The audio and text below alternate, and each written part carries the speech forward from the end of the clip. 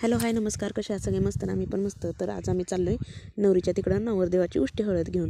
तर उष्टी हळदीची बघा आम्ही बाऊल घेतले, त्याच्यामध्ये हळद नवरी देवासाठी जी लावलेली होती ती घेतली, त्याच्यात खोबऱ्याच्या वाट्या ठेवल्यात आणि खोबऱ्याच्या वाट्यामध्ये पण हळद भरून ठेवली. ओटी घेतली, साडी घेतली हळदीची आणि आम्ही आता चाललो आहे, दीदीन मी दोघी पण चाललो होतो नवरीच्या घरी हळदीची साडी घेऊन आणि हळदीचं उष्टी हळद घेऊन. तर बघा आम्ही दोघीजणी चाललेलो, कारण बाकीच्यांना भरपूर कामं होती म्हणून आम्ही आपली आपली घरची गाडी घेऊन चाललो होतो. आणि महत्त्वाचं म्हणजे प्रथा पूर्वी कोण करत नव्हतं, पण आता करतात. आपली एक हाऊस म्हणून करते ती, असं काय नसते. आणि दीदी मला दीदीचं पण मी छोटा छोटा व्हिडिओ काढत होते. दीदी म्हणत होते माझा व्हिडिओ काढू नको, पण मी तसाच घेत होते. आणि इथं आम्ही पोचले नवरीच्या घरी. मग पुढचा मी व्हिडिओ काय शूट केला नाही, का तर त्यांच्या घरी माणसं हे होती, त्याच्यामुळे मला काय ती शूट करता नाही आलं. कारण पुढचं पण आपल्याला कोण आमच्यासोबत दुसरं कोणी नव्हतं, त्याच्यामुळं जे काय करायचं होतं ते आम्हालाच करायचं होतं. मग मोबाईल पकडून मला करता येणार नव्हतं, त्याच्यामुळं मी काय पुढचा व्हिडिओ शूट केला नाही. आणि त्याच्यानंतर डायरेक्ट पाया पडणीचा व्हिडिओ शूट केले. ते संध्याकाळी पाया पडायला नवरदेवाला नेताना परत DJ वगैरे होता, त्याच्यामुळे मी काय वॉइस ओव्हर पण केलेला नाही, काय बोललेली नाही. जे काय आहे ते सगळ्या DJ ही असल्यामुळे आवाज मी काही त्याच्यात हे दिलेला नाही. तर इथे आम्ही भावाच्या हातात ताळे दिलं होतं आणि तिथून पुढं परत नंतर आत गेलो आणि हळद विळद लावून नवरीला मग निघालो. त्याच्यामुळे व्हिडिओ काही शूट केलेले नाही आहेत. तर पुढचे व्हिडिओ मग आता तुम्ही बघा. व्हिडिओ आवडला असेल तर लाईक करा, शेअर करा, कमेंट्स करा आणि सबस्क्राईब करायला विसरू नका. चला भेटूया पुढं पाया पडणीमध्ये.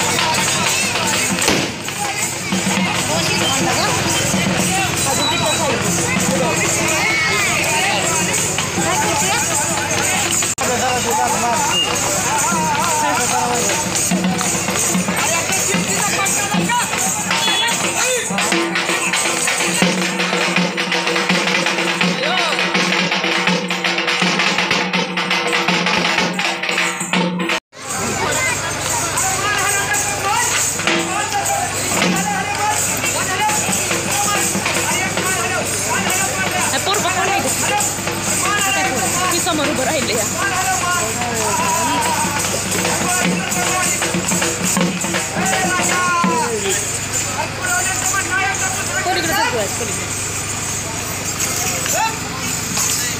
तोंडावर